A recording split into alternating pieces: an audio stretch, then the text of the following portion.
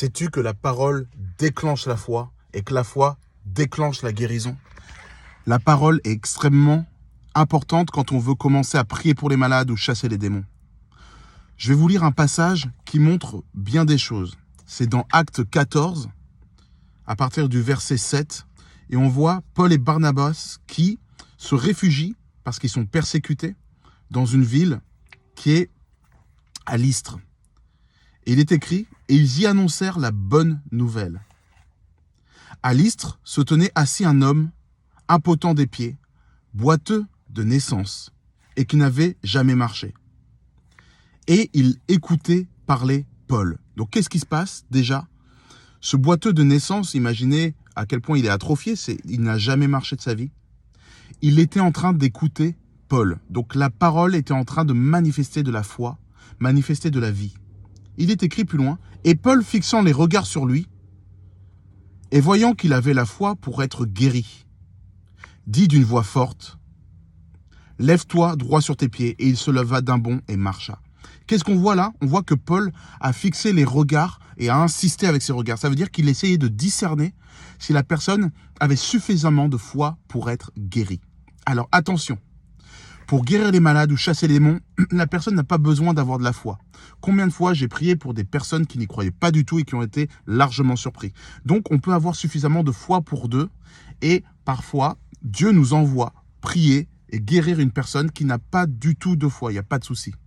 Mais Paul savait une chose, c'est que quand une personne avait la foi, elle-même, cette foi associée à la sienne, était extrêmement efficace pour guérir des situations énormes, des vrais miracles de création, comme cette personne qui avait les pieds atrophiés depuis la naissance. Quelqu'un qui est handicapé, qui ne marche plus depuis 1 an, 2 ans, à la rigueur, on peut avoir l'espoir qu'il puisse marcher. Mais quand tu as quelqu'un qui a les jambes atrophiées, eh bien là, ça peut être comme un géant face à ta foi. Et là, Paul savait qu'il y avait besoin de la parole de Dieu pour faire naître la foi chez la personne. Qu'est-ce qui s'est passé? Paul a commencé par parler de la parole de Dieu et a observé ceux qui étaient réceptifs à cette parole. Et ce boiteux-là, effectivement, a été réceptif à cette parole. Et le résultat, c'est qu'il s'est levé d'un bond. Ça n'a même pas tardé. Il y a eu un miracle créatif, c'est-à-dire que des muscles se sont créés, que des tendons se sont créés, que des cartilages se sont créés et qu'il a pu se lever. Les jambes ont été créées d'un coup puisqu'il n'avait jamais marché. Il a même eu la capacité cérébrale de pouvoir savoir ce que c'était marcher alors qu'il ne l'avait jamais appris.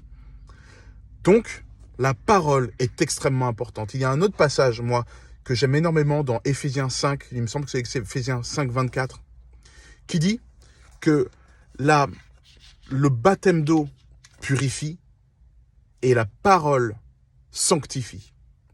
Ça veut dire que quand on se fait baptiser d'eau, on vient de naître de nouveau, on a envie de se faire baptiser d'eau, et bien le baptême d'eau nous purifie de nombreux péchés, nous purifie de notre ancienne vie et nous lave. Mais ce n'est pas suffisant. À partir de ce moment-là commence une marche qu'on appelle la marche de sanctification. C'est une marche qui fait qu'on se sanctifie, qu'on se construit comme un sanctuaire, le temple du Saint-Esprit. Et cette sanctification se fait par quoi? Par la parole. Je vous invite, les amis, à avoir toujours une Bible sur vous, à toujours avoir la Bible audio dans les oreilles, à toujours vous y référer. Pourquoi?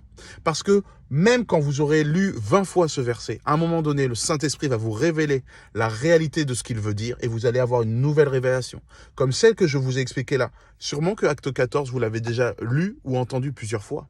Mais ça n'est qu'aujourd'hui que j'ai vu cette phrase qui m'a sauté aux oreilles.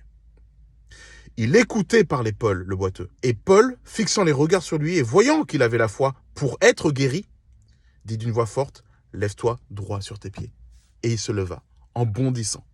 Les amis, la parole est extrêmement importante. À entendre pour se sanctifier, à entendre et à proclamer pour que l'autre en face puisse avoir suffisamment de foi pour que, quand vous lui imposiez les mains, eh bien, il ait une foi ferme que ça va arriver et qu'il va être guéri. Et cette fois-là, cette parole-là vient aussi beaucoup par le témoignage en disant, tu sais, j'ai vu telle personne qui a été guérie, il s'est passé ça, la Bible parle de ça. Et à ce moment-là, la personne qui est en face va commencer à avoir une foi qui va booster, associée à la vôtre parce que vous, en proclamant la parole, vous allez être aussi boosté. Et cette association gagnante va faire que la guérison va être spectaculaire, d'autant plus spectaculaire que quand on est seul à se battre contre notre propre chair, contre notre propre incrédulité. Soyez bénis et lisez, mangez, ruminez. La parole, c'est tellement essentiel. Merci Dieu pour ta parole, parce que sans ta parole, rien de tout ça ne serait connu à notre cœur. Au nom de Jésus, soyez bénis. Amen.